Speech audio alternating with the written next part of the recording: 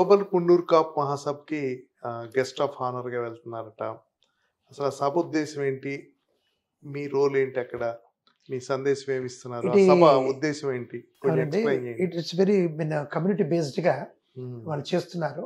But ఇది global Munnuru cap association వాళ్ళు నిర్వహిస్తున్న ఆగస్ట్ 30-31 ఈ మంత్ కమింగ్ ఆగస్ట్ 30-31 వాషింగ్టన్ డీసీలో చేస్తున్నారు. వాషింగ్టన్. ఒక 2,000 మందికి అరేంజ్మెంట్ చేస్తున్నారు వాళ్ళు. ఇక్కడ నుంచి దాదాపు ఒక 100 మంది పైగా వెళ్తున్నారు.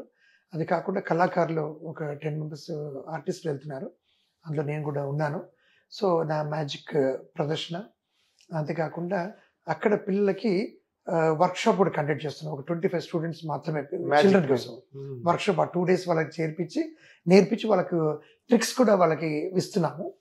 కిట్ ఇస్తున్నాం, మ్యాజిక్ కిట్, సర్టిఫికేట్ ఇస్తున్నాం, పార్టిసిపెంట్ సర్టిఫికేట్. అంతేకాకుండా మార్నింగ్ యోగా 30th రోజు, వాళ్ళకి 31st రోజు యోగా కూడా ఇంటిగ్రేట్ చేసి వాళ్ళకి తెలియాలి. ఎందుకంటే ఈ రోజుల్లో హెల్త్ పాయింట్ ఆఫ్ వ్యూలో. సో అంతేకాకుండా మన ఆడవాళ్ళకి ముగ్గుల కాంపిటీషన్స్ అని పెట్టారు, డాన్స్ కాంపిటీషన్ పెట్టారు, సింగింగ్ కాంపిటీషన్ పెట్టుకుంటున్నారు. సో ఈ విధంగా వాళ్ళు మన 2 రోజులు morning breakfast, lunch, dinner arrangement చేస్తున్నారు.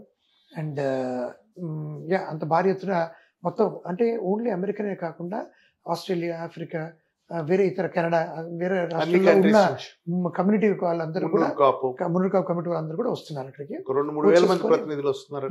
బాగా చేస్తున్నారు. వాళ్ళందరూ కూడా కలుసుకోవడం ఒకటి, ప్లస్ మ్యాట్రిమోనీ, పెళ్లి చూపుల కోసం క్రూజ్ పెట్టి 3 hours వాళ్ళని ఆ క్రూజ్ లో పంపిస్తున్నారు. సో వాళ్ళని పరిచయాలు పెంచుకొని మీరు ఒక ఎస్ అని పెట్టి తర్వాత పేరెంట్స్ మాట్లాడిపించడం అలాంటివి చేస్తున్నారు.